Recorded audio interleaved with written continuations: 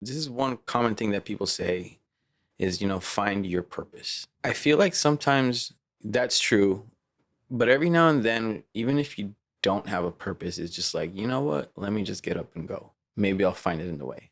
My only suggestion is just get up and do it. And you can start small, stick to something that you're gonna follow. Get up, do it, and stay consistent. It's the only way you're gonna see the results is be consistent.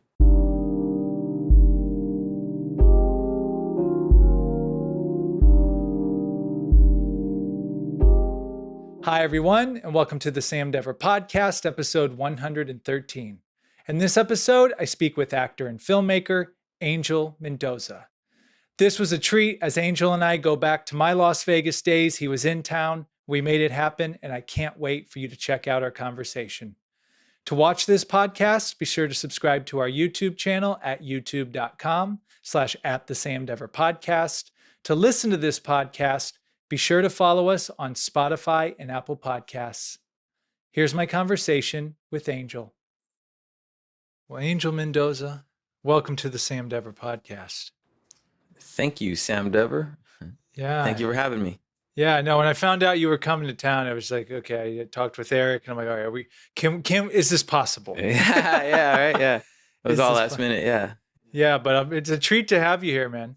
It's a treat to be here, man, to be honest. I've been following some of your guests, and I was like, oh, this is cool to be on this, yeah. Yeah, well, it's cool because you are the Vegas family here in LA, so I actually feel honored to be able to have the Vegas family here in Los Angeles. Yeah, and it's cool. It's cool to have that connection here too, So like when I do come here, like, oh, I can reach out to some people, Yeah, and you went to a show last night, right? Yes, correct. Went to Osage County.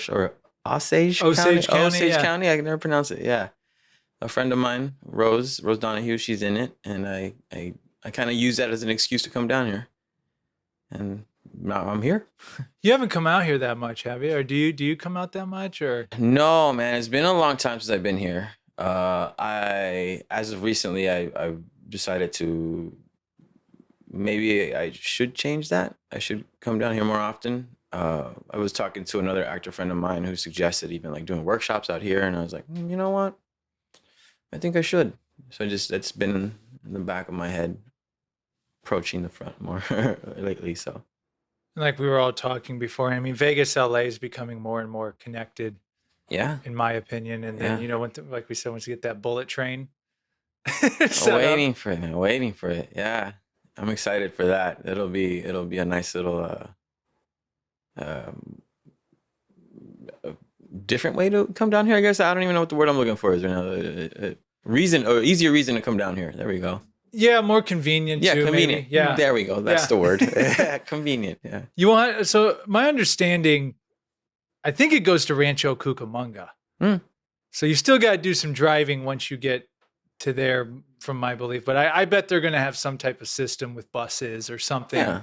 They'd have to, where they're going to pick people up from the drop off and then bring you back into like LA City. Yeah. I mean, yeah, I'm a lot closer. Yeah. No. Yeah. So I wouldn't mind hanging out at Rancho Cucamonga for a little while too. So yeah. And who knows? Maybe you'll get involved in some theater over here too. I like that, man. I like that. The theater world has been a big part of me lately, or I've been a part of it lately, and it's something that I really, my passion for it is growing substantially. And if I could do a show in a different city, that'd be great. Not opposed to it. Man, when I saw you in the Christmas Carol, right? Yeah. At UNLV. Yeah. I mean, shoot, this is right before I moved. This is going on 7 years ago. Yeah. Like you were outstanding. Oh, thank you, in man. that. Like, appreciate that. Really, really good. Thank you. It was quite a learning experience. If I can talk about that a little bit, that was which coincidentally, the guy that played the lead, I might hang out with him after this. Oh, he lives out here. So my friend Wesley Mann. Yeah, so you got LA connections, man. You're plenty of friends out here. Yeah, right. Yeah. I learned a lot in that show, man. I feel like I might have been better than what I anticipated because the level of talent in that. Like when I walked in, I was like, what am I doing here? You know, these people are like triple threats. They're dancers, they're singers. They've been doing theater this whole time in college or maybe even in high school. And I didn't have that kind of a background. I just had a look. Well, at least that's what I felt, you know? And just being a part of that whole process, I was like, man, I don't want to go. So I gotta turn it up. And I think that was probably what helped uh, uh, or helped push me to do even better than what I felt I was. Does that make sense? Yeah. It took you to the next level. Yeah, It, like, yeah, pushed you out of the comfort zone. And yeah, yeah. Just dove into theater. I was like, this is my life now. you've done quite a few plays too, right? Yeah, yeah. I recently came back after a 2-year hiatus. I was dealing with some stuff, and I got cast in something in the summer, and I got thrown into something else out of coincidence as an immersive show. I don't know if did I mention that to you earlier? Yeah. I'm not sure. Would you like me to talk about Yeah, that? yeah. I'm trying to think about, well, how long ago was the immersive show? This was in June. We started June 17th, something like that, mid-June. I knew you were involved in multiple things over the summer, but as far as the details of the immersive show, no, I do not know. If you could explain that. So I got cast in a play that started rehearsals on June 15th, and it was a Sunday. Oh, yeah, I'm sorry, it was a Monday. And that Sunday, the day before, I got a call from the director of the immersive show that was going on. It was already 1 week in, and he asked if I could jump in the show because somebody had to step out due to a family emergency. And I was like, I was honored that they would ask, but I was like, man, I start rehearsals for this other show, and I'm not like, you're already in it. I have like 3 days, but in these 3 days, I'm going to be rehearsing for the other show. Like, how do we do this? And he set up a game plan, and I was actually rehearsing for 2 shows at once that first week. And I was at that theater every day for about 7 weeks. I think no less than like 4 hours a day, not including those 3 first days where I essentially had 6 hours to train for this other part. Luckily, it was immersive, and there's a lot of improv in that, and I do have experience, not a lot, but I have enough to make it by. And yeah, jumped in, and I was doing the show and rehearsing for another right at the same time. It's kind of, again, overwhelming, but we got it done, man. It was a wild ride. I went from comedic immersive to doing a dramatic in the round. So that was a nice little switch. But as stressful as it was, man, I wouldn't trade it for anything else. What a test of range, too. Cool. Was it ever? Was it ever? The second play, it's called De Donde. That one, I played 5 characters in it, so that was even like more range. So I went from Emma, which was immersive, and that was comedic, and I had to do like a Victorian accent and all that, and I went into doing a play that, you know, the characters are heavily Hispanic, and I had to play different types and that too. So that was a lot of this going on with the ranges, like, you know, the Victorian accent to being a judge, to being a doctor, to being a dirty cop, you know, like things like that. It was, my brain was fried after that. So, but again, wouldn't trade it for anything else, man. If I'm going to stress about something, it's going to be that. How do you prepare for that? Like going in for 5 different, knowing that you're going to be playing 5 different roles like that. Oh, that's the good thing about theater, man, is you get that time frame to play with the characters, you know, and you have those weeks prior to show where you can try stuff constantly. The development, which is personally my favorite part, is like the development of the character. I think everybody prepares different, but I think it's just like the running it and just trying something different, even though it may not match, and you might just pull something. Like, even like the intent, the emotion is not there, but like, let's see what my body does, you know. And have you ever done improv before? No, I've done exercises, but no, I've never like done a full blown Okay. improv So class. I've done a couple of classes, and one of the things that stuck with me in regards to like creating a character on stage is a fun exercise that somebody suggested. Max, if you're watching, I remember this. He said sometimes you just want to like lead with your body. Let your body do something and watch the character come out on its own. And I had that in mind when I started reading and rehearsing and with the characters. Like everybody had something different. Like just to give you a short example, the first character that comes out, he's kind of a father figure. He's a guide, and I gave him that title. Like he's essentially the father figure in this scene, and I'm correcting a lot of decisions that these other characters are doing. But in that process, I'm like swatting down like this. Stop that! Don't do that. So that character does a lot of that, and this is when I'm don't do that. Like. And that something as simple as that kind of gives you a different tone. You know how as soon as I did this, automatically I went, stop it. Like I wanted to emphasize it. I didn't even think about that. It just happened. Versus me telling somebody, hey, stop that. If I pointed, you're saying it in a different way. Your body's doing that. Does that make sense? That's really good. Yeah. No, I don't think I've ever heard it like that. So that was a really good note that I got from an improv Zor that I think is phenomenal. And if I'm not mistaken, they're doing like classes now in town. So I'm hoping to take some with them, with that team. Poor Richard's Players. That's what they're called out there. Yeah.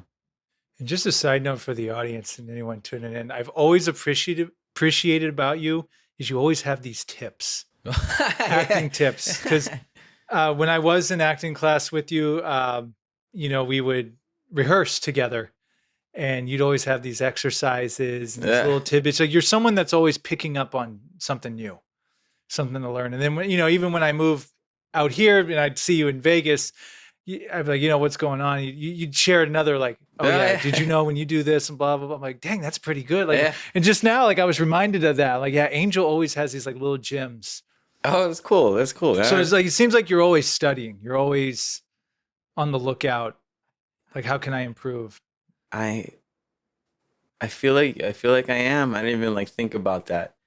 One of the reasons that I like going to live shows a lot is because, for one, I'm a fan of the people that I go for, but I'm always trying to see what I can take.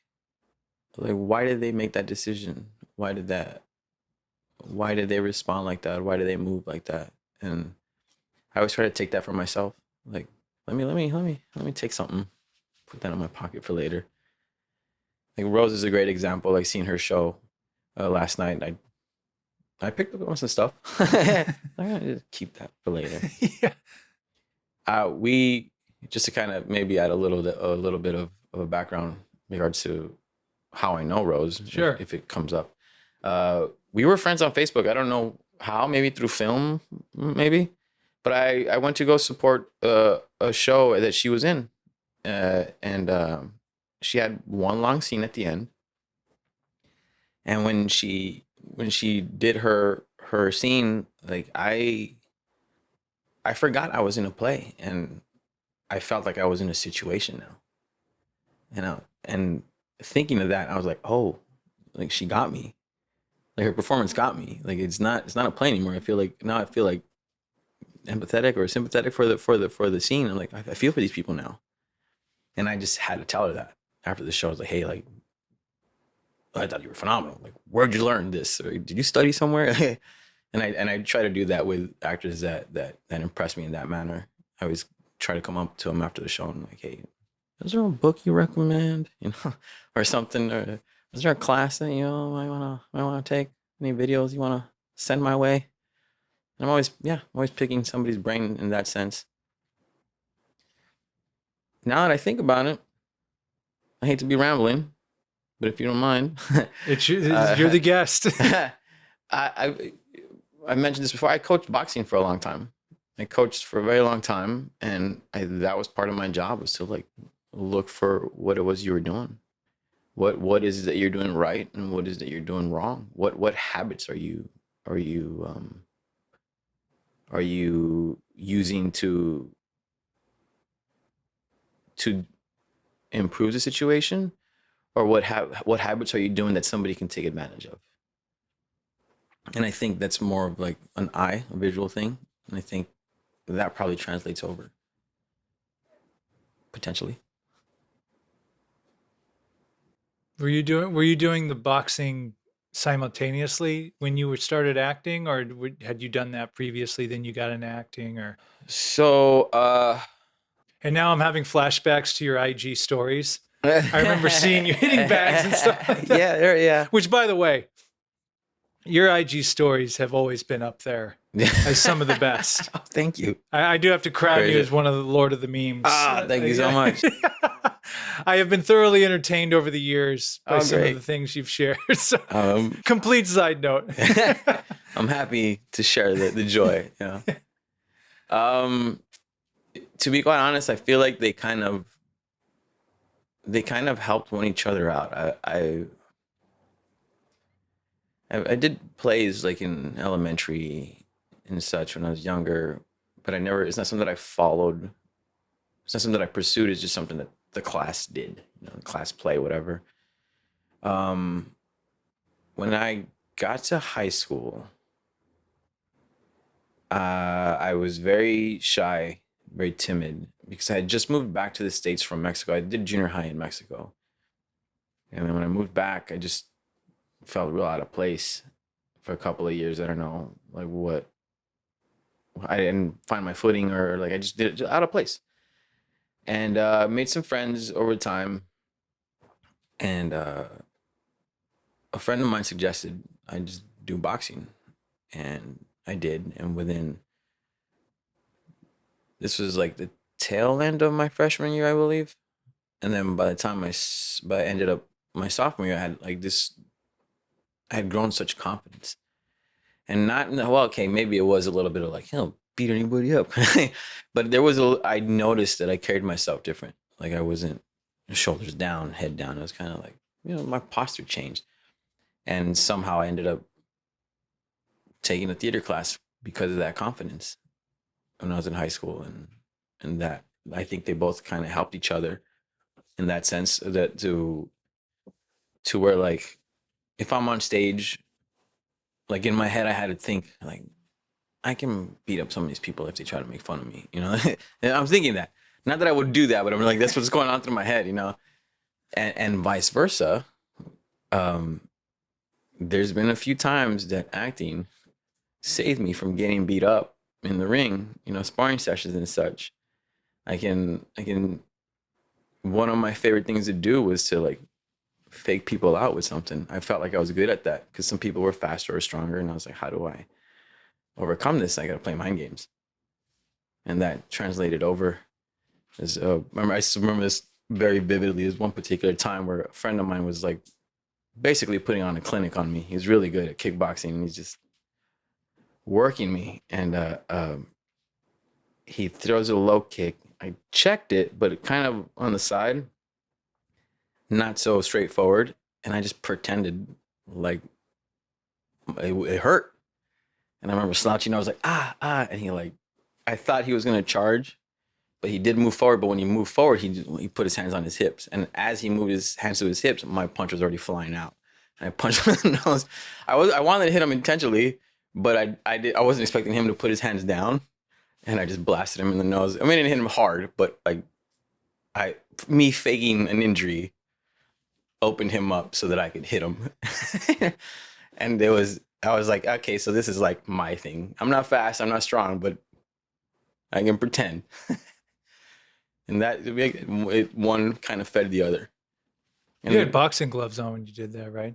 Oh yeah, for sure. Okay. Yeah, no, I'm not gonna punch someone bare knuckle. No. Take that. That sounds like it'd be painful even with the glove, man. Yeah. Yes, it was. What? We talked about it afterwards. He was like, dude, that was fucking.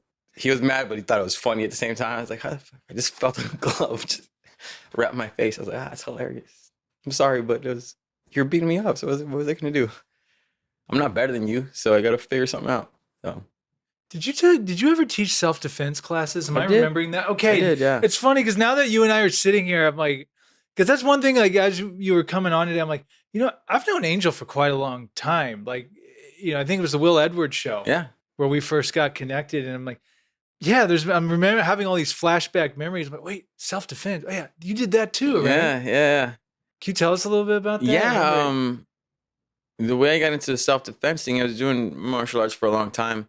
I started with boxing, then as a whole MMA explosion started to happen, I started dabbling into other stuff, and I got confident with that. And one of the gyms that I was attending, they opened up a free women's self-defense class that my judo instructor was going to run.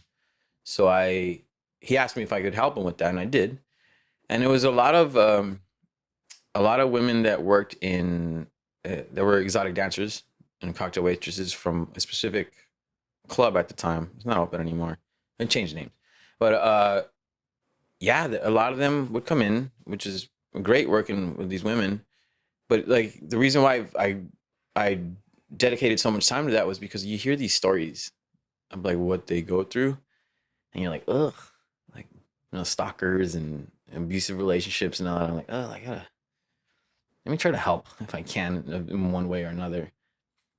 But it's the crazy part about this is that when it comes to self-defense, I feel like there's a lot of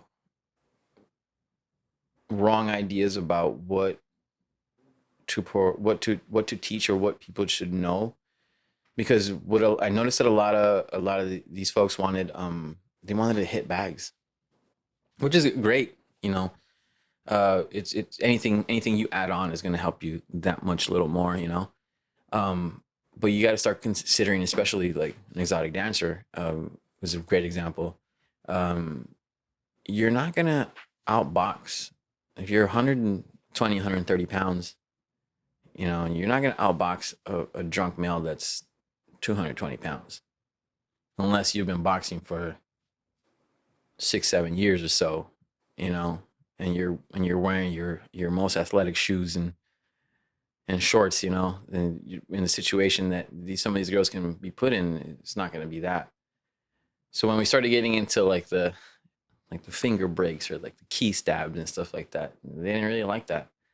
They just wanted to hit the bags, and I was like, how do we shift this? And it just wasn't popular in that sense. I think people like the whole no kind of thing, which a lot does work, but there's some stuff that you're when it comes to self-defense in that sense, some stuff you just gotta get real dirty, and it's not a lot of people like that, which you shouldn't. Right. Yeah. Right. But it's there's a lot of stuff out there that doesn't have to be that for someone to learn how to defend themselves, which is I'm a huge advocate for. If you take, it doesn't matter what you take, just stay consistent with it. Get that much better at it. I am nowhere near trained in any of this, nor do I know what I'm talking about. But like those pain points and stuff like that, like you can.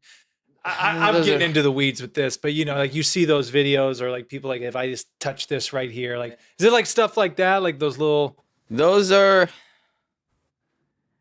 I've never gotten into that kind of a deep dive into see what nerve endings work or not. But I don't know how much I believe in them. There's nothing like being able to neutralize someone's arm movement, or how to tamper with their balance, or how to disrupt their breathing pattern.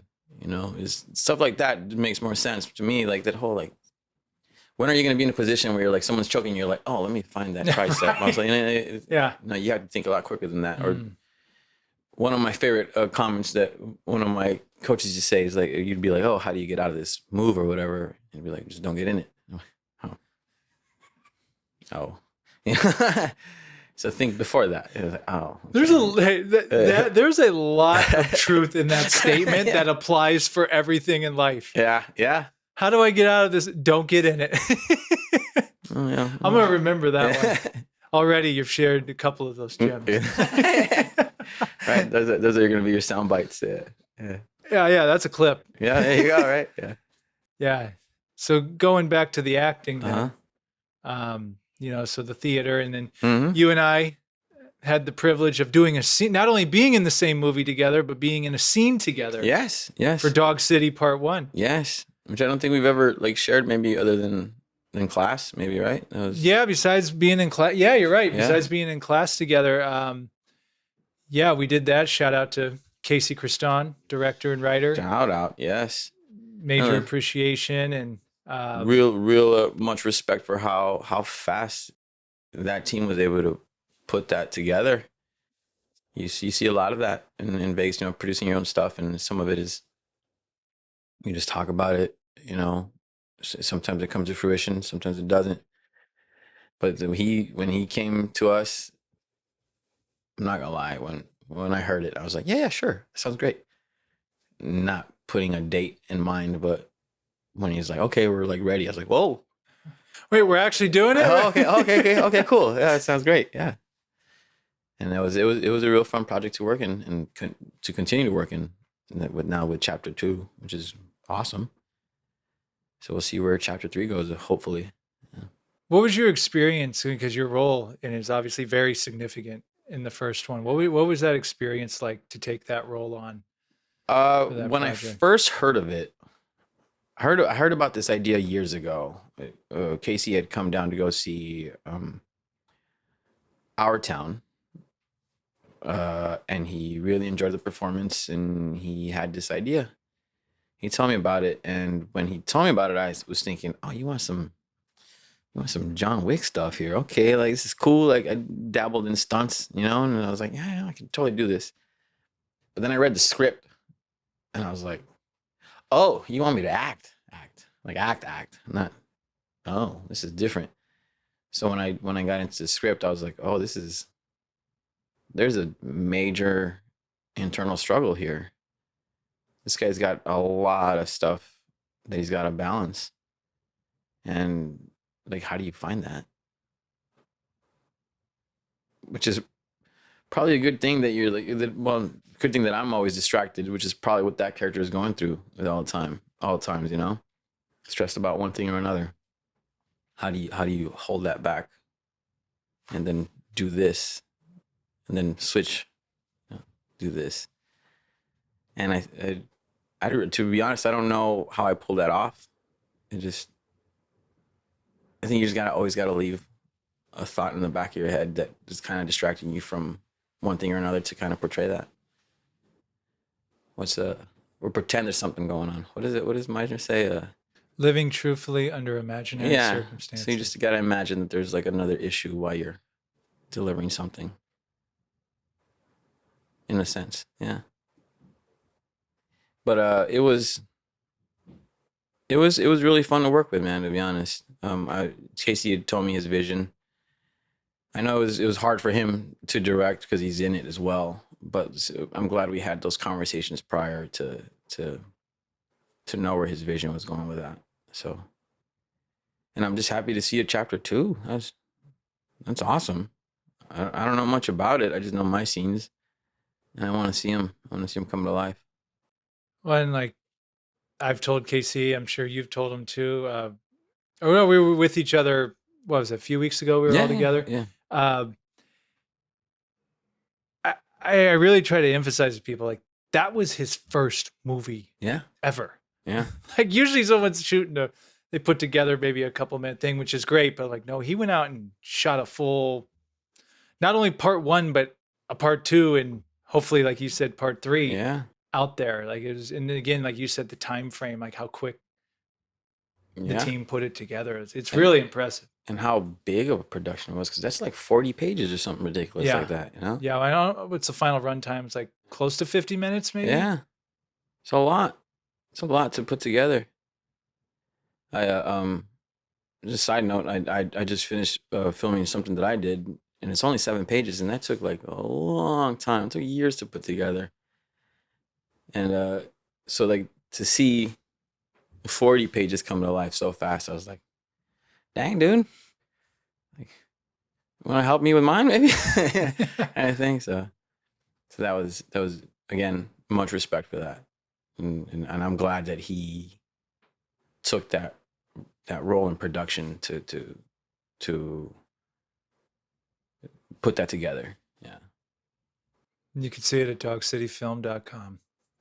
Yeah, dogcityfilm.com. And that was fun. That was fun, man. I feel like you and I, because when we had our scene the next day, we went and rehearsed at one of the old places we had used to rehearse at, Yeah. Green Valley Library. Yeah. In Henderson. So it was fun for me to like relive those times. Like, Right. Oh, Angel and I are meeting up to rehearse again, but now like we're actually going to be on film tomorrow. Yeah. And we don't know our lines. Let's go. Well, I Yeah. didn't, but I did it. That was it Came out great, man. Yeah. I was really happy with it. What was the main takeaway you took from part one, like doing that role? What was the main that you learned as an actor? Oh man. Main takeaway. I'm sure you learned many things, but what was the biggest gem you took from that? Okay. I don't want to sound arrogant. I hope I don't. I hope I don't come off as arrogant, but it was a great way to find out that I am a little better than I give myself credit for. And this is not saying in comparison to any of the other actors, because there was some monsters on there. But for someone to, like KC, to reach out and ask me to be a lead in a project with such a heavy subject, I was taken back by that. I was like, no, me?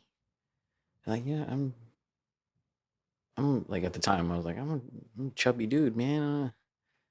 I'm fat. I don't I don't know if I belong in this.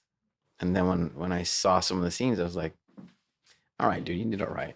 You did okay. Yeah. You did fantastic. Yeah. Like, you see some of the scenes thank you. There's some scenes where I'm like, I could have done this a little different. I could have done that. But then, like, overall, you're like, yeah, it was good. It was good. You pulled it off.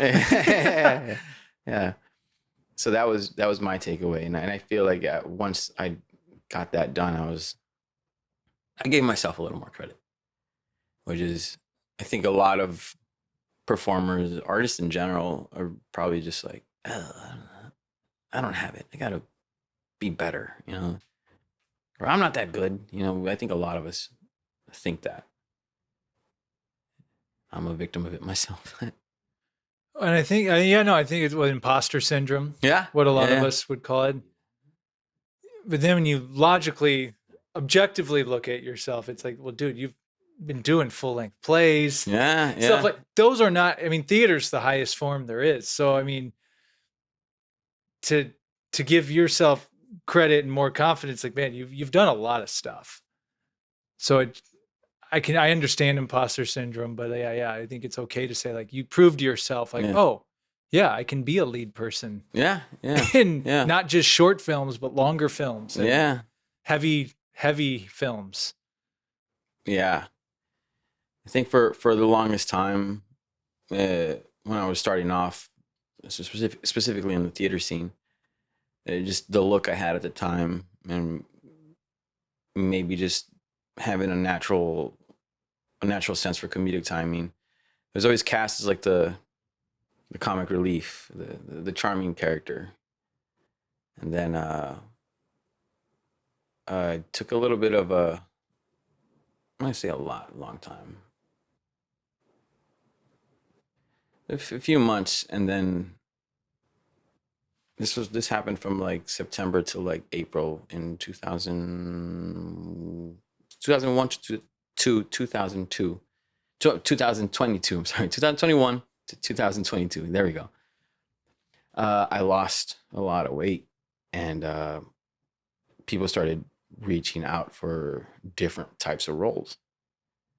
And I was like, "Are you sure you don't want me to play the sidekick? Like this?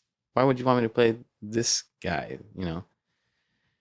And then I remember seeing uh, pictures of like promo pictures of like me and my co-star, or like the person I was going to play opposite to, and it hitting me like, oh, yeah, I'm not that person anymore. I'm somebody else now. I need to start giving myself credit along that side. And I think you mentioned it earlier about like when we were talking with my friend Rose, you guys were saying you have to know your type. Mm-hmm. And I think for a long time I knew what my type was, or I thought I knew. And then when I got more serious in acting and more serious in appearance, that all changed without me realizing it. I was like, oh, now I gotta drive this a different way. It's hard. It's hard to think about all that, but you still do it.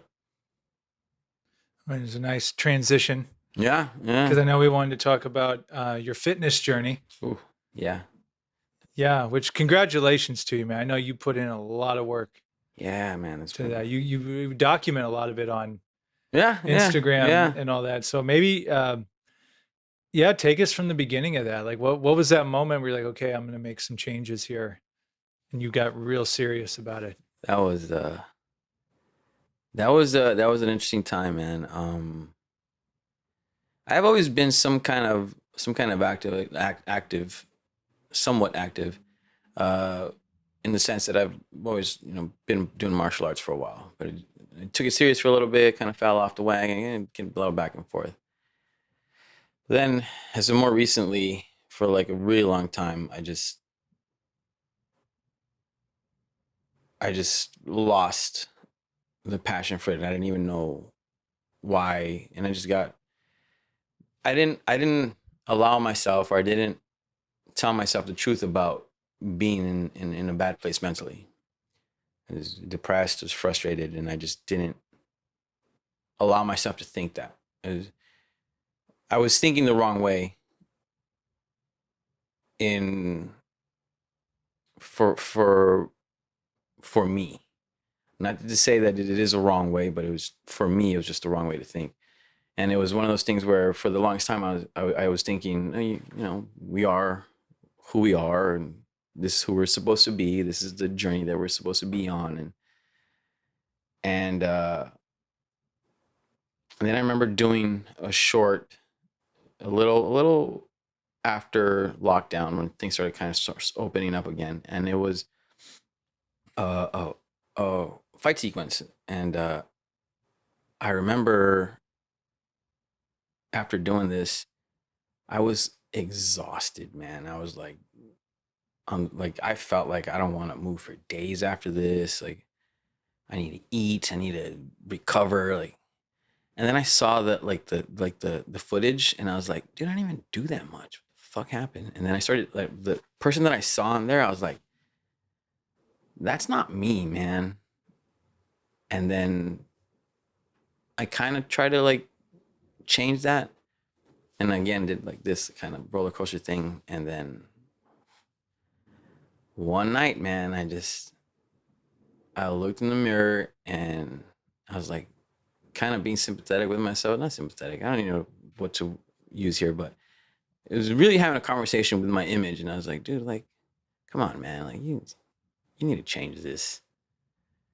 And then something deep down inside, man, I don't know if it was like that inner warrior or the inner demon or something, man. It's like, fuck that. Do something right now. And I was like, having a discussion in my head. I was like, you're right. I'm going to go to the gym tomorrow and sign up. And something was like, no, do some fucking push-ups right now. And I was like, I can't just do push-ups in my restroom. Like, do your fucking push-ups. And I was like, oh, like, I got really pumped all of a sudden. And I remember like cranking out maybe like 8. And this level of frustration, but like relief at the same time. It was like, dude, you used to crank out like 50 plus in a minute. What the fuck happened to you? And I just allowed myself to tell myself the truth. It's like, dude, this is not you. You're fucking fat. You're out of shape. You're depressed. You're sad. You're holding in this frustration. Let that shit out, dude. And it was like, you have like these internal demons that are like beating you down, and like, you're not gonna do anything against these demons by like cowering away. You almost, it's gonna sound weird, but like, it's almost like you have to become a monster yourself to fight these fucking demons. You know, it's like, pull out the sword, like, I gotta fuck everybody, you know, kind of. And you know, it was one of those like, I'm either gonna change something or I'm gonna die trying. And I know that sounds over the top, but there was a couple of times in some of my workouts where I felt like this is it. Sounds weird again too, but I gave myself a nosebleed a couple of times from like going so hard. And I know it's probably not a good way to do that, but it was something that I needed to get out emotionally. And now I know how to drive that. Now I know how to steer that in the right way. Again, it was not for everybody, but I feel like that's something that I needed to get out. And I did. You got to become a monster. Yeah, dude. You have to. I love that. Yeah. You're pumping me up for the gym later today, man. Like, you do, man. And that's the truth. And I try to explain it to people, but again, it's not for everybody. You know, some people are just like, I just got to stick to my diet. And I was like, yeah, it's cool. That works for you. But like, if you have something that you want or something that you need to get rid of, because not always something what you want, something that doesn't belong to you.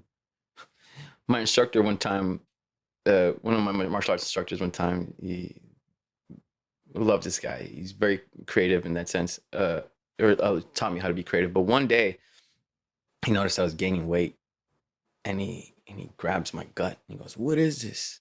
This doesn't belong to you. The gods did not give you this. This belongs to the earth. Give it back to them." Like he was saying, I was like, oh, like, and I felt that. And he's right. It's like, sometimes not always, you can't think of it as always like, I need something. Sometimes it's like, I need to get rid of this. And it could be emotional baggage. It could be physical baggage, whatever it is, you know? And I think that's where that mentality came in. I was like, I can't fight these demons being nice. You gotta become a monster yourself. So, Eric, I know you align with that. Yeah, it's cool, man. It's awesome. We lift, Monday's always our chest day. of course. Yeah. National Chest Of course, Day. it's Monday or what? That there's No, that there is a chest day. That there, I mean, both. That's my. I do upper lower kind of workout, and Monday is upper, and a strong focus on the chest. And if there's one day you need a spotter, it's chest day. Oh yeah, You know, for sure, yeah. So, but we've just been. Yeah, I love what you said. It's not just physical; it's mental and emotional when Yeah. you're pumping those weights. Yeah. And for people that I know, there's different workouts for everybody, but man, there's nothing like the gym. Like I love hitting weights, man, Mm-hmm. and just the mental clarity I have. Mm-hmm. And we'll get into your running too, because I know you're into that too. But just great weight session and even some great cardio sessions. It's crazy the clarity that comes to your mind. Yeah. It was actually in the gym parking lot. Someone, I'm butchering this, but he had said that, I think Jocko Willick said something like, don't ever make tough decisions if you haven't worked out yet. Ooh, that's a good one.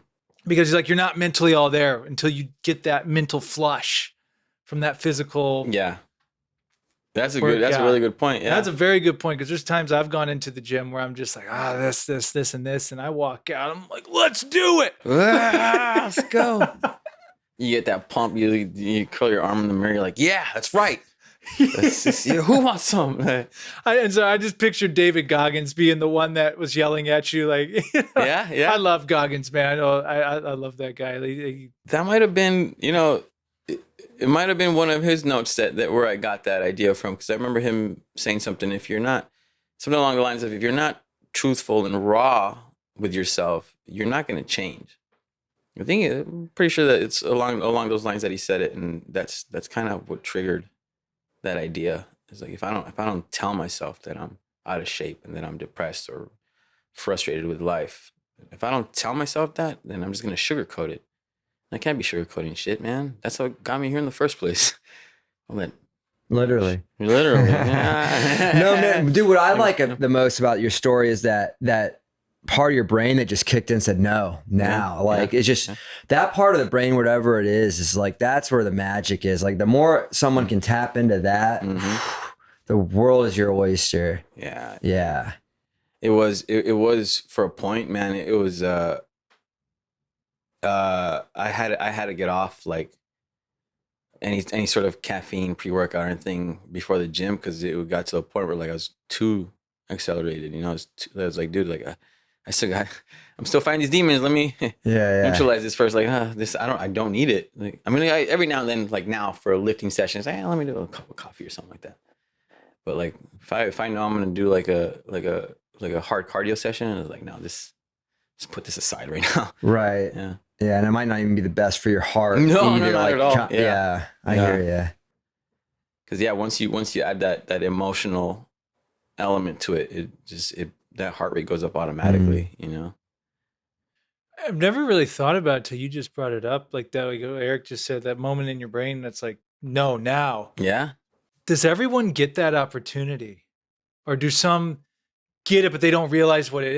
You know what I mean? Because that seems like it's a make or break moment. Yeah. Like you're either gonna fix it or you're gonna go completely off. Yeah. The edge. I think it's a mixture of like intuition kicking in, some sort of place that's like kind of not really conscious, but kind of like it's usually subconscious. And then that moment you kind of like are aware enough of it to act. But I think it's always there. I think it's in everybody. But it's just like your nose blind to it or some distracted from it. But like, man, it's like your power source. Mm-hmm. Yeah. The power source. Yeah, you're right. Yeah. You just got to tap into it. Yeah. Everybody has it. It's really up to you if you want to like turn that on. And I think back to what I was mentioning earlier, like that lifestyle, we do have a certain type of mind that works in that sense of like, no, this is who I am. This is where I'm supposed to be. I don't need to change this. And if I do, it'll happen, which again, it's not a bad way to live. It's just, you have to know if that's for you or not, or what your objective moving forward is going to be, So that's always a great, like, I know everybody has it, but do you need it or do you want it? It's a great little subject to think about. Yeah, we got deep quick. Yeah. Film acting with how the brain works. Yeah, like, I love it. So okay, what was a lot of your workouts? It was the weightlifting. There's a lot of weightlifting. And then I became obsessed with running. in a sense that I got a hatred for it. Because I don't like getting up and run to go run, but I decided to do it because it was what I knew. And then this is, so I did it a lot. I'm a little heavier now, but like I got down to like from 240 something pounds, I went all the way down to like 150 something, like 156, 57, something like that, which is fine. But I started feeling a little dried out. I was like, I don't know if this is what I want. So I started refocusing on lifting, try to put on some mass or at least keep whatever it is that I had. And you fluctuate every now and then. You just get it. Now that I follow like principles, I don't veer too far away from my principles. I stick to certain rules, not diets. and it's in this process, I became obsessed with the running because it was the first thing physically that made me realize, it's just funny, this is going to tie in back to the acting. I realized that I was better than I thought. I used to do 5K races back in the day just for charity, because when I was training with the martial arts teams and boxing or whatever, we used to do them just for charity, but there's no objective behind it. And back in 2022, I did a race, and I went for it. I was like, I want to see how fast I can do this. It was a 5K race, and I did it in just over 23 minutes, like 23 something. and this is without me like having like proper training or a regimen to try to do it fast. And then when I looked at the stats of like where I came in, I think it was like somewhere between 25th and 29th overall of like 1,000 people. And when I saw how many people were faster than me, like with their times, I was like, oh, dude, I'm way closer to being badass than I am to being average. And then an obsession came with that. Like, I want to do another one. I want to shave 10 seconds off. And it started happening every race. I want to do another one. So you can just take another 10 seconds off. And then I would do another one, and I was like 20 seconds slower. And I was like, what happened? Now I'm like starting to calculate.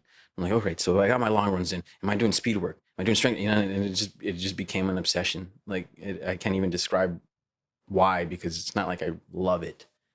Or maybe it's just maybe I guess that's what passion is, right? It's just, you can't see, it's not really hate or it's not really love. It's just some sort of dedication towards it. You know, I could really hate something or want to break it or something. That's my objective. Or I could really love it and I want to nurture it. And I think that's where I'm stuck with in the middle of that with running. People always say that, is, oh, you love running. I was like, actually, no. I like the result. I love seeing that number. I love seeing that number drop, but actually putting in the work, ugh, man. Staring at those shoes, thinking like, man, today's an 8-mile run. Ugh, dang it, I gotta do sprints today. Ugh. But then you see those numbers and you're like, yeah, that's right. What's my name? I've never, and congrats on that too, because I remember just again referring back to your IG at Sin City Monkey, correct? Yeah, just Sin so City people Monkey, want to yes. follow, get ahead of the That'd be game. It'd be awesome. Yeah. Yeah, you were doing like a race all the time. Yeah, like, yeah. It's like I don't know how often it was, but every time I see you got a new medal, a new whatever, Yeah. I'm like, man, he's really into that. Yeah. You look great. But I love what you just said about passion. Yeah. I've never heard it described that way. How it's not love and it's not hate. It's this more of an obsession, or It's more what drives both of those. just I what guess. drives both of them. Yeah. So it's like right in the middle. Yeah. I mean, I don't even know where I got that from. I think I just pulled that out of my butt. So. Oh, it's gonna be clipped. So that's gonna be a clip. So no, I love that. Yeah. I never even like thought about it. It just came out that way. It's like, yeah, if you're passionate about wanting to destroy something or wanting to nurture it, that's passion either way. So, yeah. That's actually, that is a cool thought. Yeah, it is. It really is. Should get that tattooed. You've dropped some. See already, you just dropped gems left and right. Right. I'm still gonna go back to how do I get out of this situation? Don't get Don't get into it. That's seriously one of my favorite things I've heard. Yeah. So okay, now is there anything else fitness related? Just still focusing on the races? The races, I did start putting a little more focus on the lifting. Have like a more consistent program now. When I got down to like 150 something, I started noticing I started feeling a little dry, and I just wanted to be a little more filled out. Over the summer, I put on some weight, more than I wanted to, because I was doing those 2 shows like back to back, and it was just super stressful. No time to do nothing, sleeping terribly, eating junk food on the fly, and bad idea. But I just didn't get a chance to like plan it out. But it happens, and I've already lost a big portion of it, so I'm just on that track. I already know not to overdo it and try to kill myself, but I have a plan now again, and it's going well. I was gonna do a race here tomorrow, but I'm gonna have to skip that. Well, I'll do something in town soon, in Vegas. How often do they do those? They do them. They're pretty regular, especially now. Like now, the fall kicks in, the cooler weather. The cooler weather. This come in pretty often, man. I did scale the strat last year, this past winter, and I might do that again this year. So I'm hoping to beat that time, and that's a lot of training for that. Is that the big one? The stratosphere in Vegas. Well, yeah. I mean, is that like the big race of Vegas, or like how far is that? And You just gotta scale the stairs. Oh, you actually go Yeah. up the stratosphere itself. Yeah. I still call it the stratosphere. Is that correct? Well, they call it the Strat now. Yeah, I mean, but we all know what you're talking about. To me, it's always McCarran Airport. Too. I'm sorry. I just McCarran Airport. Yeah. No, I got you. Same thing as the I think for a long time the Hilton. I think it was like the Westin now. Oh yeah. No, that's the Hilton, man. It's the Hilton. You're changing my mind. But yeah, I did that last February, and it was man, intense, man. It's got to be brutal. It is. Oh, is it only one time up and down, or is it multiple? Just one time up. Yeah. That's a lot to go up. Yeah. It's 1,455 steps. I got one for you whenever you're out here again. There's Santa Monica stairs. Brutal. Like Okay. that will get, I haven't done that in years. And then I haven't done it. I don't know, Eric, the Calabasas stairs, a lot of people do. I'm going to take note of that because I'll come down. What Santa Monica stairs you talking about? At the beach? Not the ones at the beach. It's like, at least the one I've gone to, it's not far off the beach. It's kind of like when you go away from Pacific Palisades, like when I'm going out of Santa Monica to go to Pacific Palisades, it's like down one of the roads. There's just like these stairs that it's pretty much like going up. Like it's not that much of a slant. There is, but there's not. But like in the morning, it'll just be like a conveyor belt. People are just like in line, just going up, coming down, going up, coming down. But I did this when I first came out here, and I'd be sore for days after. It's a different type of. I'm down to do that. Yeah. Let's do it sometime. Yeah, add a weight vest onto there, and you're really gonna feel it. Oof. So, yeah, those are. so yeah, I do. I think you'd love the all the running scene and being out here, physical activities you can do. Out being out here, I was walking around my friend's neighborhood earlier, and that was like the first thought that came into mind. I was like, man, this looks like a really nice place to run. Yeah. Like, I want to go for a run later. It's kind of, the air is different. You just feel it. How fast miles are we talking? Like when you're running, like what race wise? Yeah, like, and how many miles is the race? Like I stick to like 5K or 10K. People try to convince me to do longer ones, but I'm like, it's a whole different. It is different training, you know. So at 10K, like, what's your average mile pace? For my 10K, I think it was at like last October. I did one, and I did it. It's like 8-something, 8:30, 8:40. Okay. I got it in about 50 minutes and like 12 seconds, something like that. Cool. And then my 5K, currently, I can probably do it in like at a 7:30, 7:45 mile. But my PR was 21:55. It was like about 7:12, 7:13, something like that. Okay, per cool. mile. I'm trying to get it under 20. Hopefully I can get that this season coming up. I got a whole new plan. It's funny because every year my plan changes. And it's supposed to change, Yeah, man. yeah, It's supposed yeah. to change. Yeah. It's Yeah. adapting. You can't keep thinking the same plan's going to work. Yeah, I hear you. The first year was just like, let's just go. And the second year was like, let me strategize. And then this year's like, we need to do more of the dirty stuff again. So it's been a fun little process trying to discover all that stuff, put it all together. That I do like. But the actual running, why do people do it?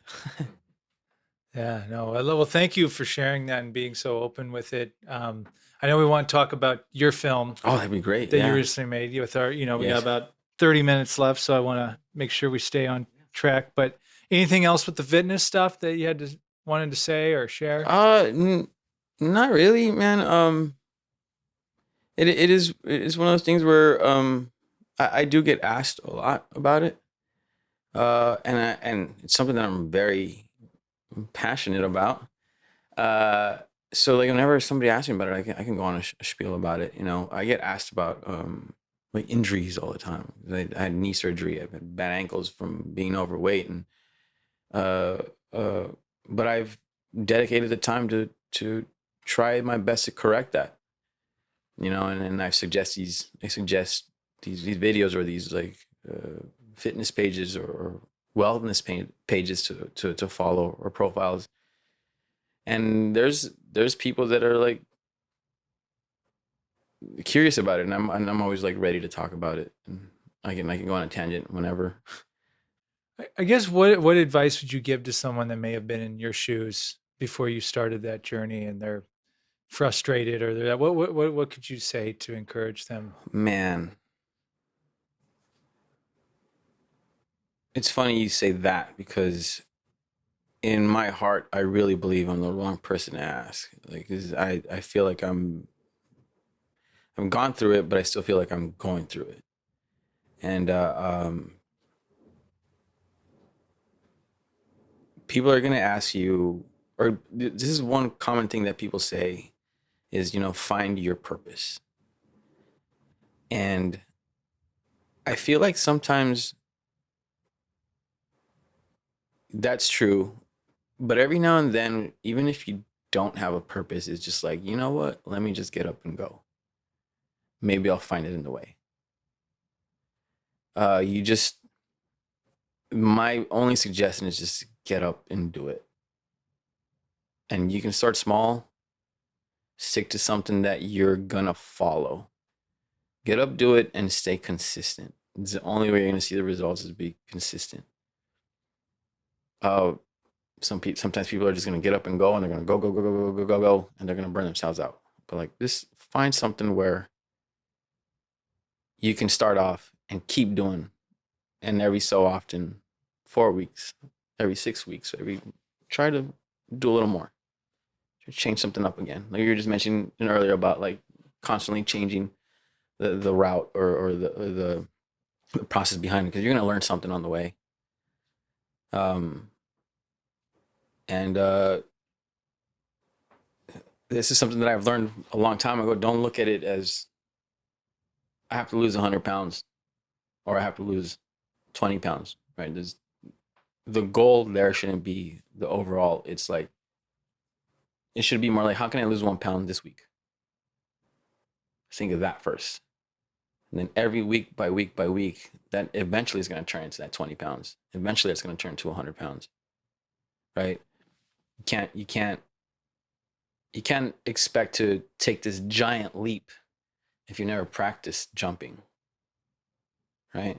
So let's get a walking start first, but keep walking.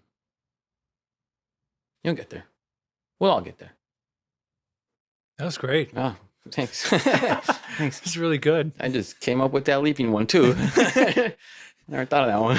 Left and right, man. No, I love it. No, you're exactly right. It's overused, but it's so true. I mean, how do you eat a whale? One bite at a time. Yeah. Yes. The famous Will Smith, what his dad told him, if I'm remembering correctly, is how do you build a wall? One brick at a time. Yeah. Yeah. But yeah, you're right. You can't. I think that's a lot of our society now. I like the term someone used. They call it microwave society. We just want things instantly. We want it now. But it's like all the great things that are out there. I can't speak for everything. That all took tons and tons and tons and tons of work.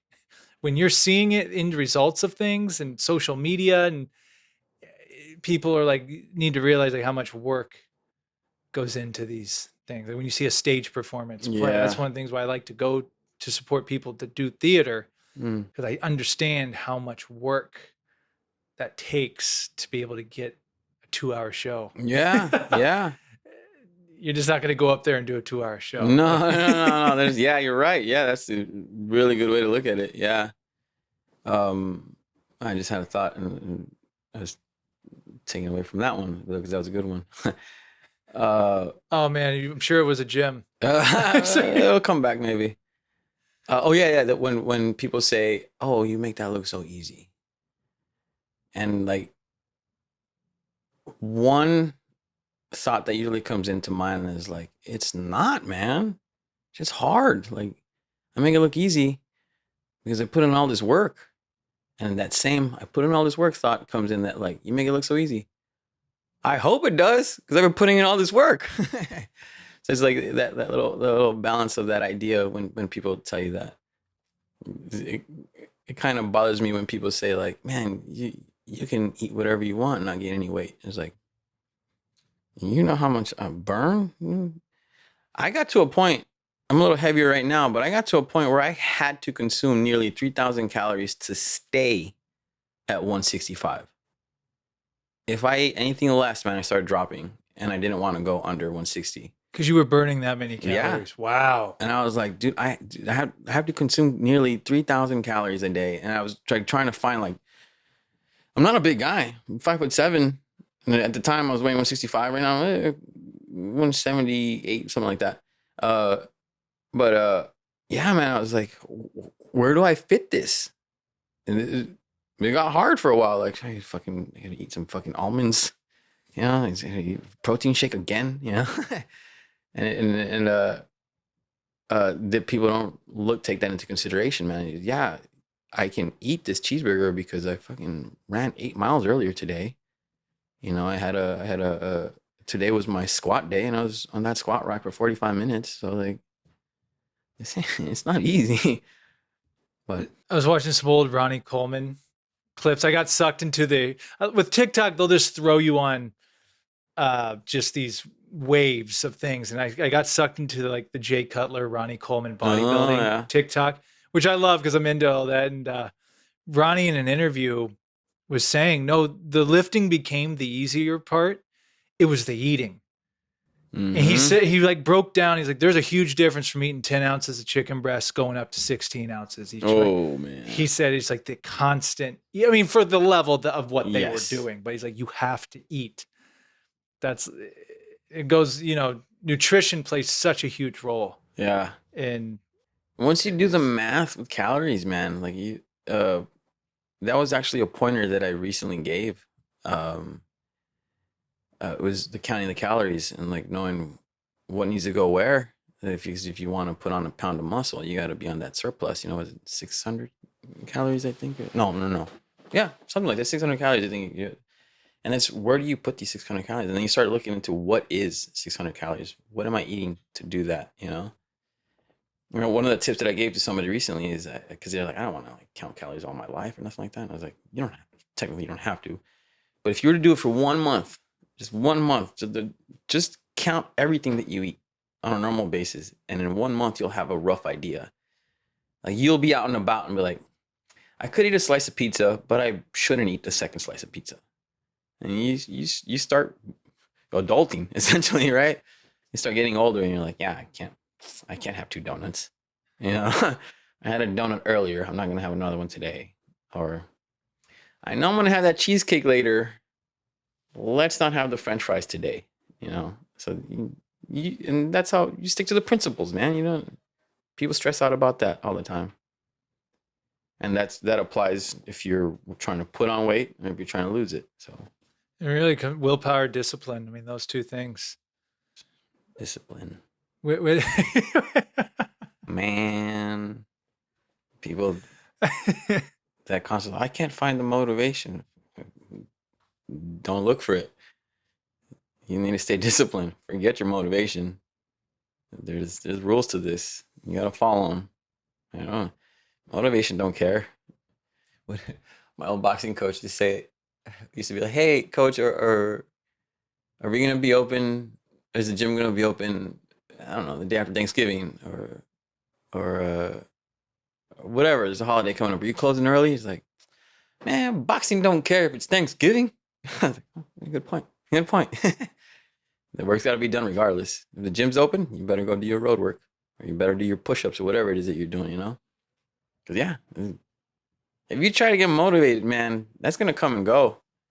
You're going to get depressed about something, you can get mad about something, you get too happy about something else, it'll take you turn a different direction for a little moment. But if you don't stick to the plan, Mike Tyson said that, right? If you don't have discipline, you ain't nothing. I was like, ooh. Yeah, no, and I agree. Habit will take you way farther than motivation. Mm-hmm. And we've had these talks too. Just emotion, regardless of what your emotion is, you can still get done whatever needs to get done. That was a game changer for me. Like, because there's days where like I'm pumped, man. I'm gonna do everything today. And there's days where you're just not feeling it. But the tasks that don't care. Mm-hmm. It's not related to emotion, none of it. Yeah. So when you can learn to just work through that, and it's the same going to the gym. There's days where you're really pumped to go to the gym, and there's days like, oh man, I am kind of tired and like this. But then those, sometimes you get some of your best workouts in just because Yeah. you showed up Yeah. and you get into it, and then it's the mind, man. It's all the mind. But this is a treat. I want to get to your film before we, yeah. So you made a film Yes. recently. Tell me about I that. shot a short film about 2 weeks ago. It's early September. No, mid-September. No. Late September. Forgot my days. Which was a project that I've been sitting on for a little bit of a while now. Back to a discussion you had earlier with my friend Rose about like producing your own stuff. So I really like talking about this. It's something that I got real passionate about. So this project came about almost as a joke. So a really good friend of mine in Las Vegas. Her name is Amanda Guardado. She's one of my favorite actors. A super awesome human being. We've done 4 plays together. And these 4 plays, we don't share a lick of dialogue at all. We're in some scenes, but we just cross paths, but nothing. And we've done some film together. We've shared a little bit, but not enough to show our real dynamic. I feel like we have a very good dynamic just because we know each other I'm gonna say even like on a sarcastic level. She's a very funny person too. And one day, this is during lockdown, we were messaging back and forth, and I brought that up. I was like, "Yeah, we really have this many shows and we don't share any dialogue."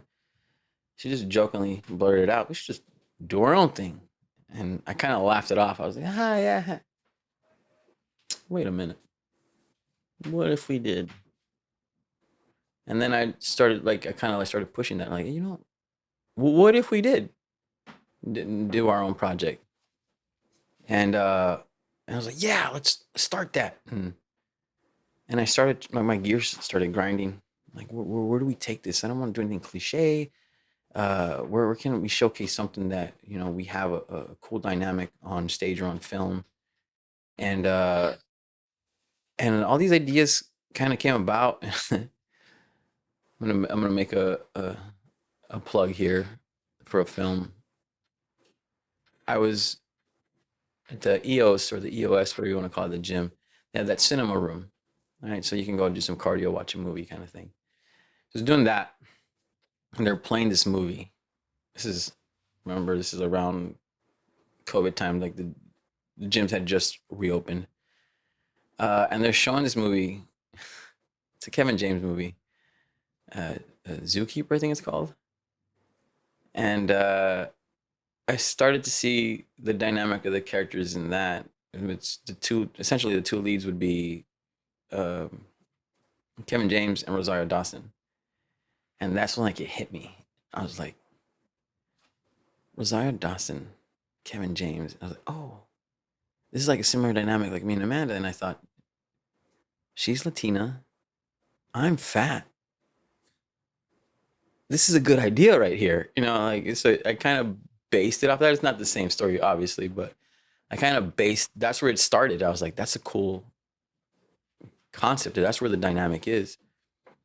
So I kind of started jotting down ideas for that. And then it wasn't until like about, I think, about a year and a half ago, I actually wrote it completely. And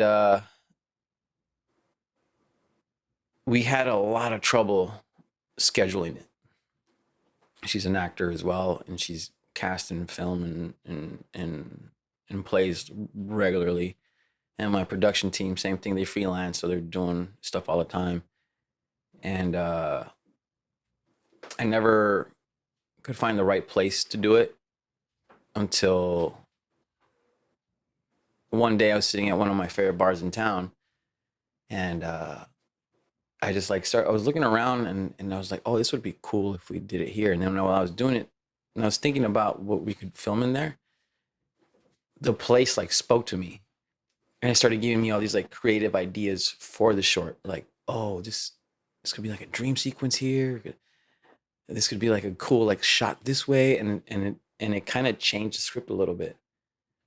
And And the longer we waited to film it, like it kept evolving into something slightly different. The main idea is still there, but it just kept evolving into something more and more beautiful, in my opinion. And when I haven't seen it yet. I'm supposed to get a rough cut soon, but when I saw the screenshots, man, the first thing that came to mind was like, oh man, this is probably what it feels like to be a dad. Like, this is my baby. Like, I'm looking at these screenshots going, this is great. And the whole process was just beautiful, man. I brought in another local actor, Coco Rigby. She's one of my favorite actors in town as well. She played a supporting role in it, which is absolutely phenomenal. She played a bartender, and we didn't have the budget or scheduling for like extras, but she did enough like as a bartender employee that kind of filled the back. And I brought in a local musician that I approached with the idea. I said, look, I have this short. Let me send you the script. Tell me what you think about it, because I potentially want to use one of your songs to put in this. And he read it. We had a discussion. I said, is there something in your collection that I may use for this? And he said, well, I kind of want to write something original for it. And I was like, oh, well, please, please, let's do this. And I finally got the chance to hear it while we were filming. And I just, dude, I could have broke down right there, man. I was a little baby. I was like, oh, this is beautiful. This is great. And just having the whole experience of filming this with like the right people, to me, it was like one of the most beautiful things that I could have ever experienced in my entire career of like film or theater.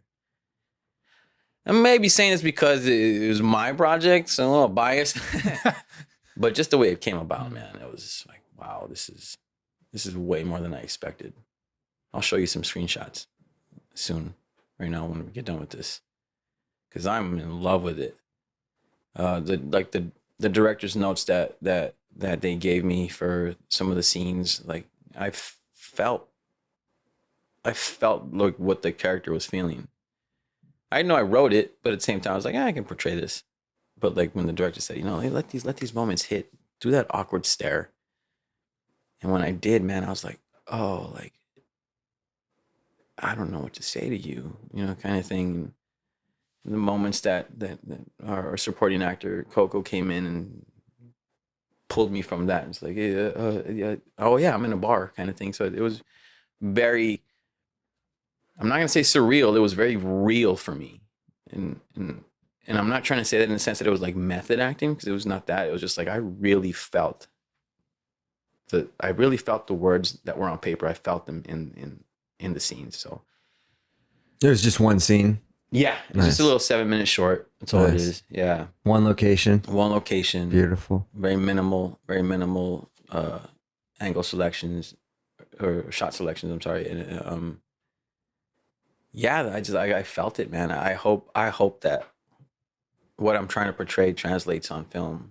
Mm-hmm. That's the next step, right? Because the story changes every time from here to putting it out, then to seeing it. It's always going to evolve a little bit. So I'm hoping that happens.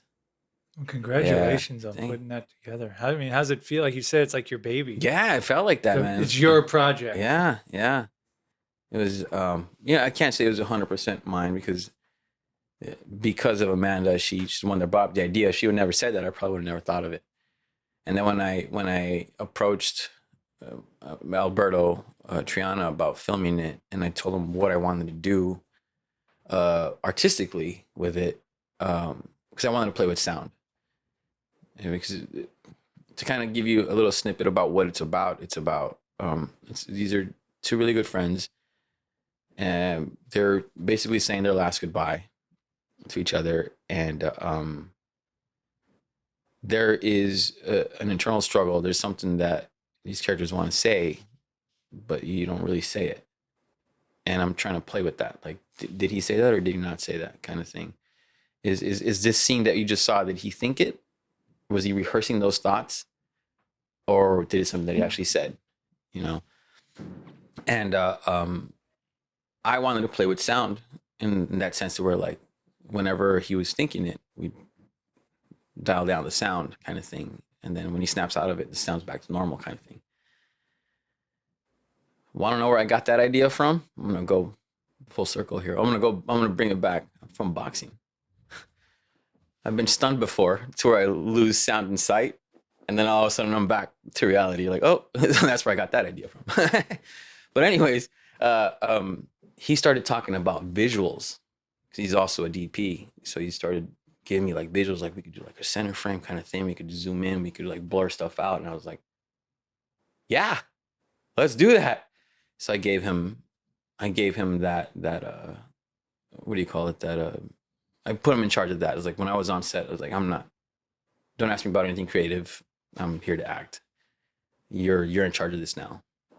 And we're doing the same thing with the editor now. It's like, you do what you think needs to be done here. We had the conversations already. This is what I originally wanted. And so far so good. So hopefully we'll get to see a rough cut soon. We just talked about that on the last podcast, that ability to let go. Yeah. Especially when it's your initial project, but Yeah. when you bring other people on to be like, okay, this is what their job is. I'm going to let them do that instead of like hovering over the editor's shoulder. What are you doing? Yeah. So I'm really happy to finally bring that to life. I couldn't be any more grateful to the people that were involved in this, man. It was, ugh. Yeah, dude, I said those screenshots, those were enough for me to be like, I'll just melt.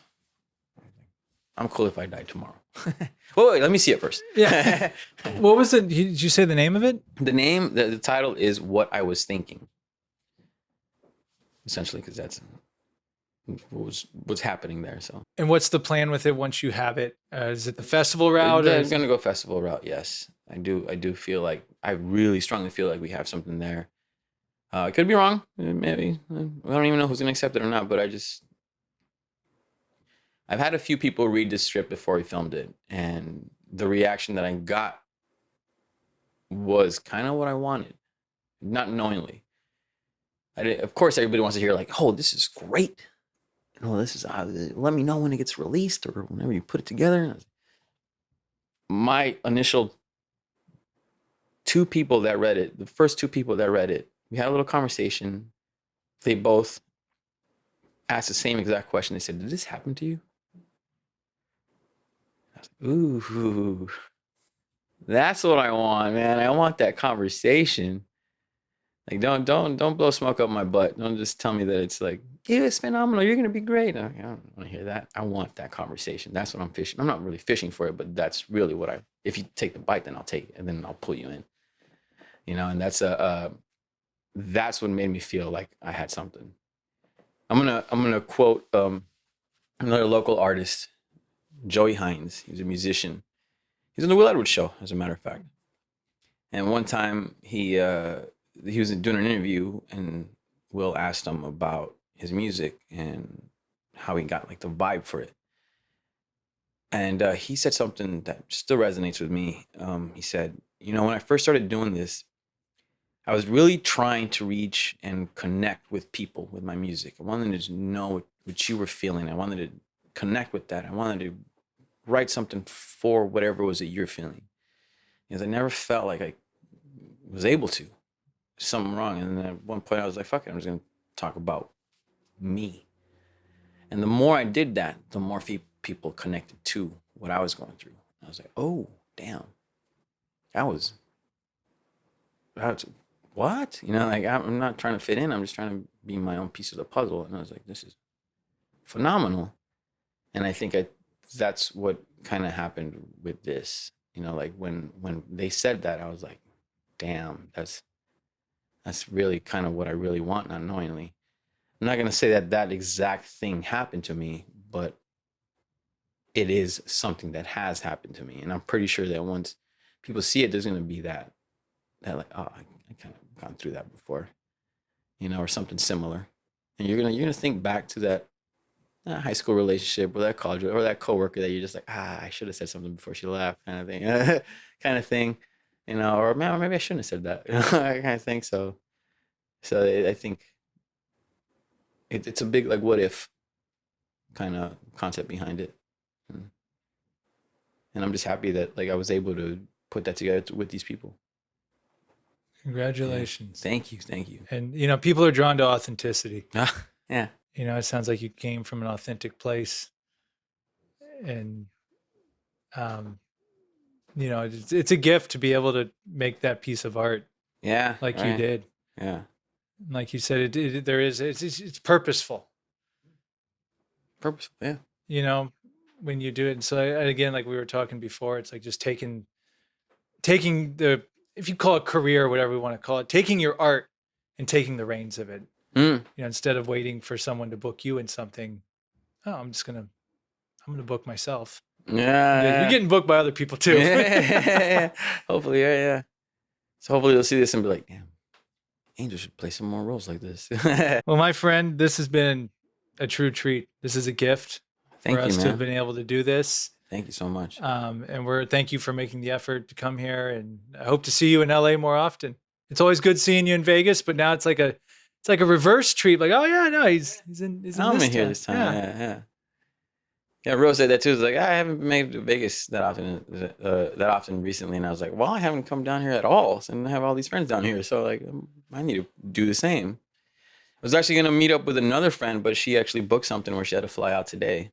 There we go. Yeah. Good. I was like, all right, I'll take that. Eric, do you have any final thoughts? No, man. I look forward to seeing this short whenever you're able to show it to us. Yeah. But good job. I know what that feels like, and it's just the first one. You'll make more. Yeah. Mm-hmm. It's actually my second. Oh, your second. Yeah, but okay. the other one was when I was really into like stunts. It was a little action piece, and then when I started, coincidentally, when I actually got in shape, I started getting offers to like do different roles where like more serious acting, and I was like, maybe I need to pull away from the action stuff, maybe. You know? Well, it's always a good sign if you got people just offering you roles. Yeah. That's a huge good sign. Yeah. It is. I'm grateful. Huh. Yeah. So thanks again, guys. Yeah, really appreciate it. You know, I always give the guests the last word, but you've left us with a lot of gems in this one. But before we get to your last word, where can people find you? Where can they get a hold of you at? I think the best way to find me is probably Instagram, Sin City Monkey, at Sin City Monkey. I'm on Facebook too, just not that as often, but Instagram is where I spend a lot of my time. I should eventually get a TikTok. I don't know. I fought it for a long time and then finally did it. Yeah, and it's an interesting place, especially if you're a creative. Yeah. It can be worth your while. It's just you do get sucked in. Yeah. Oh yeah. For better or for worse. Yeah. I just a little funny bit here. I every now and then I'll like log off or even get rid of the apps. Just like any distractions right now. But like the algorithm has me already. I found myself like watching a lot of like cooking videos or like spiritual videos one time at one period. And as soon as I got rid of the apps, man, I see this algorithm just goes like, hey, Gordon Ramsay visits Sadhguru. I'm like, you got me, dude. Like, how am I not going to not click on that? Yeah. I've been watching both of their separate pages. They're like, oh yeah, okay, fine. I guess I'm gonna be here in a deep dive, So it gets you. And Angel, I always give the guests the last word. It can be as deep or as shallow as you want. It can be absolutely anything. How would you like to end this podcast? Hey, anybody watching, thank you for the support. And I don't say this often, but I love you. And go get to work. Yeah, do those push-ups. Yeah, right now. No, right now. That's all I got to do. I love it. Push it. Angel Mendoza, thank you. Thank you. Really appreciate it.